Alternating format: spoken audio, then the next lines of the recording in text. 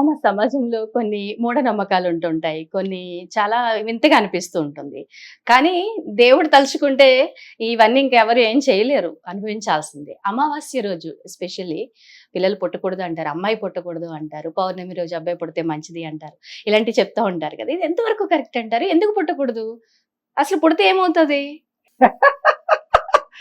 ఈ రోజుల్లో తిథి నక్షత్ర వారాలను బట్టి డెలివరీలు చేసుకుంటున్నారే అమ్మాయి. అవును. అంత టెక్నాలజీ పెరిగిపోయింది. హ్మ్. కానీ వాళ్ళు ఏమనుకుంటున్నారంటే నేను తిథివార నక్షత్రాలను టైం చూసి ఆపరేషన్ చేసి బిడ్డను బయటికి తీసుకుంటే వాళ్ళ లైఫ్ బాగుంటుంది అనుకుంటారు. కాదు, ఆ ఒక్క సెకండ్ అర సెకండ్ తేడా వచ్చినా కూడా మన వైబ్రేషన్ లెవెల్లో ఈ విశ్వం అంతా ఒక ఎనర్జీ, మనలో ఒక ఎనర్జీ ఉంటుంది నాన్న.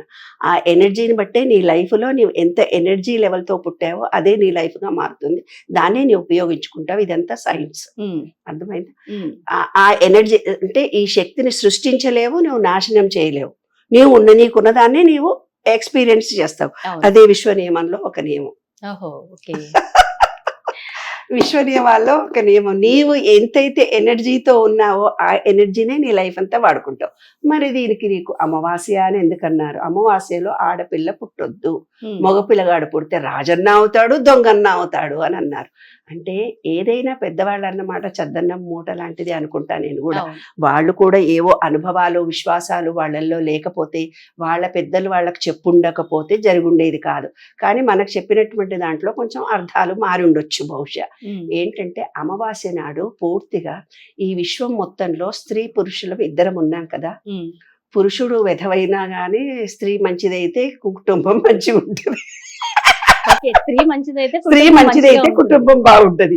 పాపం పురుషుడు ఎట్లున్నారు చెల్లిపోతుంది. కానీ అందుకని స్త్రీ అనేది అమావాస్య నాడు ఆత్మ ఎనర్జీ పాయింట్ డల్గా ఉంటుంది. అంటే మనసు బుద్ధి పని చెయ్యదు అమావాస్య రోజు. చీకటిగా ఉంటుంది. బుద్ధి చక్రం అంటే బుద్ధి పని చెయ్యదు అమావాస్య నాడు. అమావాస్య నాడే యాక్సిడెంట్స్ జరుగుతాయి మీకు ఎక్కడైనా. దానికి కారణం ఏంటంటే బుద్ధి పని చెయ్యదు ఎవరికి. లో లెవెల్లో ఉన్న వాళ్ళకి అసలే పని చేయదు. ఇంకా లో లెవెల్లో ఉన్న వాళ్ళకు పూర్తిగా జీరోగా ఉంటుంది. కాబట్టి పురుషులు ఆ రోజు కనుక పుడితే అసలే కొంచెం ఉంటుంది కదా. అంటే ఇంత ఓపెన్ అంటే పాపం ఫీల్ అవుతారేమో. కానీ శాస్త్రరీత్యా కూడా స్త్రీకున్నటువంటి శక్తితో అంత క్రియేటివిటీతో పురుషుడికి ఉండదు. కొంతమంది పురుషులకు ఉంటుంది, వాడి పెళ్ళానికి ఉండదు. ఒకళ్ళు అలా ఉంటే ఒకళ్ళు ఇలా ఉంటారు. ఇది పురుషుడికి మంచి తెలివితేటలతో పుట్టాడు అనుకో, వాడికి కొంచెం ఎడ్డెడ్డి బెబ్బెబ్బె పెళ్ళాకి వస్తుంది. అది మాత్రం గ్యారెంటీ. కాబట్టి ఏ రోజైతే అమావాస్య నాడు అమ్మాయి పుడితే ఈ విశ్వం అంతా స్త్రీ విద్యావంతురాలైతే అందరికీ విద్య నేర్పిస్తుంది అన్న నోటిగా. ఈ స్త్రీ అయితే ఆ కుటుంబంలో జ్ఞానవంతురాలు, తెలివివంతురాలు, బుద్ధిమంతురాలు అయితే అవుతుందో ఆ కుటుంబ వ్యవస్థ, సంసార, అత్తగారింట్లో ఇటు పుట్టింట్లో అన్నిట్లో తెలివిగా ప్రవర్తించడము, జ్ఞానంతో ఉండడం. పురుషుడు అమావాస్య నాడు పుట్టితే వాడు రాజన్న అవుతాడట, లేదంటే దొంగన్న అవుతాడని అన్నారు. అంటే ఏంది? అమావాస్య నాడు పుట్టినప్పుడు జ్ఞానము చాలా తక్కువగా ఉంటుంది. అందుకని వాడి రాజు జ్ఞానం తక్కువ ఉంటున్నాము. అంటే మంత్రి పరిపాలిస్తారు, యోగం ఉంటుంది. కానీ రాజుకి ఏం తెలివితేటలు లేకపోయినా మంత్రులు ఉంటారు కాబట్టి ఆలోచనకర్తలు ఉంటారు. అది అలా అన్నారు. అలా అన్నారు మరి అందులో నిజం నాకు తెలియదు. నువ్వు విన్నట్టే నేను విన్నాను. కరెక్టే మరి. కాబట్టి మంత్రి తోడుంటాడో లేకపోతే పెళ్ళాం ఏదన్నా రాజకీయం చేస్తుందో మరి. ఈ రోజుల్లో చూడన్న ఎమ్మెల్యేలు, ఎంపీలు ఏదున్నా స్త్రీలున్నా పురుషుడే రాజ్యం వెళ్తాడు. స్త్రీలు ఎన్ని రోజులున్నా, స్త్రీలు ఎప్పుడన్నా మా ఆయన అడిగి చేస్తా అంటుంది ఆవిడ కూడా. ఆమె స్వతంత్రంగా ఏదన్నా చేసినా నన్ను అడగకుండా ఎందుకు చేసావు, ఇంట్లోకి వచ్చినాక మొగుడు ఎంత గొడవ పెడతాడు మనకేం తెలుసు. ఇది కాబట్టి ఒక స్త్రీ పురుషుల్లో స్త్రీ తత్వం ఏదైతే ఉందో, స్త్రీ జ్ఞానం ఏదైతే ఉందో ఆ రోజు పుడితే సంసారాలు ఎలా పాడవుతాయి అన్నది ముఖ్య ఉద్దేశం. పురుషుడు ఒకవేళ స్త్రీ పౌర్ణమి నాడు పుడితే నిండు జ్ఞానంతో పుడుతుంది అమ్మాయి. పౌర్ణమి అనేది చంద్రుడు అనేది మన మనస్సుకు సంబంధించింది, ఆజ్ఞా చక్రానికి సంబంధించింది. నిండు పౌర్ణమి నాడు చంద్రుడిని చూస్తూ లలితాపారాయణం చదువుకుంటాం మనం. దాని అర్థం ఏమిటంటే మంచిగా ఆజ్ఞా చక్రము యాక్టివేట్ అవుతుంది. కాబట్టి ఎవరైనా స్త్రీ పుడితే పౌర్ణమి నాడు పుట్టాలని, తర్వాత పురుషుడు పుడితే అమావాస్య రోజు పుట్టాలని అని ఉండొచ్చు బహుశా. ఇది ఆంతర్యం. సో దాని గురించి అంత భయపడాల్సిన పని అయితే ఏమీ లేదు లేదు. అంటారు. నువ్వు పుట్టమంటే పుడతారా, వద్దంటే మానేస్తారా? మానేస్తారా? దైవలిఖితం. మీ అంతలా మీరు ఏమనుకుంటారు? నేను ఈ అమావాస్య తర్వాత గడియల్లోనో ముందు గడియల్లోనో నేను చేసుకుంటాను అనుకుంటాను. అన్ని తెలిసినోడు అమావాస్య నాడు చచ్చిపోతారట, ఏం తెలియనోడు ఏర్రోడు ఏకాదశి నాడు చచ్చిపోతారని ఒక శాస్త్రమే ఉంది. ఇది కూడా ఉందా? ఉంది నాన్న. అన్ని అన్ని ఎరకగలిగినమ్మ ఏకాదశి నాడు, ఏవి ఎరకలేనోడు ఏకాదశి నాడు చచ్చిపోతారట. అన్ని తెలిసినోడు అమావాస్య నాడు చచ్చిపోతారట. పెద్ద పెద్ద పీఠాధిపతులు వాళ్ళంతా. అంటే ఏంటంటే అమావాస్య గడియల్లోనే మామూలుగా మరణం సంభవిస్తుంది. ఎవరైనా అనారోగ్యంతో ఉన్న అమావాస్య లోపలనే చనిపోతారు. అమావాస్య లోపలనే డెలివరీలు జరుగుతాయి. అంటే అమావాస్య గడియలు వచ్చే లోపలనే, పౌర్ణిమ గడియలు వచ్చే లోపల ముందు రోజునే చచ్చిపోతారు సామాన్యంగా.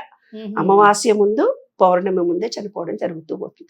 శాస్త్రరీత్యా కూడా అనారోగ్యంతో ఉండి ఇప్పుడు అప్పుడు అనుకుంటుంటారు.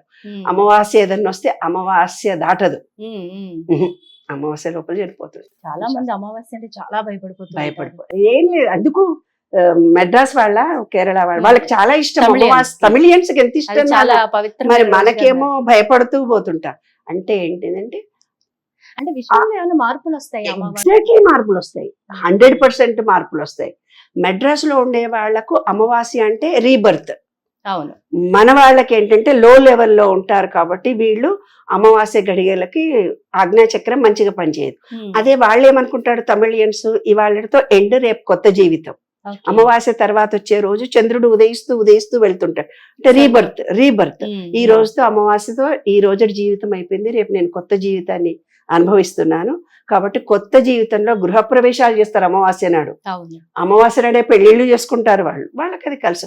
అంటే భౌగోళికంగా వాళ్ళు ఉన్నటువంటి వాతావరణాన్ని బట్టి ఆ గ్రహాలు కూడా అలా వాళ్ళ మీద పనిచేస్తాయి. భౌగోళికంగా కూడా చాలా. అయితే ఇక్కడ మనమంతా శనికి మాత్రమే భయపడతాం. రాహుకేతువులు అనేది కేరళ వాళ్ళకి. కేరళ వాళ్ళు రాహుకేతు అంటే గజ గజ గజ గజ భయపడిపోతారు. వాళ్ళు చూపించేదంతా రాహుకేతు దోషం.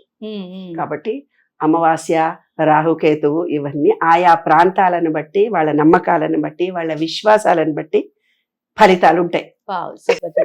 ధన్యవాదాలు. హిట్ టీవీ యాప్, ఇందులో short news, live news, entertainment shows, movies, digital magazines తో పాటు మీ జిల్లా వార్తలను కూడా ఫ్రీగా చూడొచ్చు. ఇంకెందుకు ఆలస్యం, వెంటనే హిట్ టీవీ యాప్ ని డౌన్లోడ్ చేసుకుని ఫ్రీగా ఎంటర్టైన్మెంట్ పొందండి. Hit TV app. Hit TV app. Please download hit TV app. Hit TV app ని ఫ్రీగా డౌన్లోడ్ చేసుకుని ఎంజాయ్ చేయండి. మీకు నచ్చిన ఎంటర్టైన్మెంట్ కోసం హిట్ టీవీ యాప్ ని ఫ్రీగా డౌన్లోడ్ చేసుకుని ఎంజాయ్ చేయండి. హిట్ టీవీ యాప్ ని డౌన్లోడ్ చేసుకుని ఆస్వాదించండి, ఆశీర్వదించండి. ఇంతమంది సెలబ్రిటీలు హిట్ టీవీ యాప్ ని డౌన్లోడ్ చేసుకోండి అని చెప్తున్నారంటే ఎంత మంచి యాప్ ఆలోచించండి. అమెరికా అమెరికా అమెరికా అమెరికాలో చదవాలనుకునే వాళ్ళకి విశ్వసనీయమైన పేరు మన శౌర్య కన్సల్టెన్సీ. UK లో 1 year masters, UK లో 1 year masters, 2 years work permit up to 5 years visa. Contact Saurya Consultancy. Contact 89851 89851.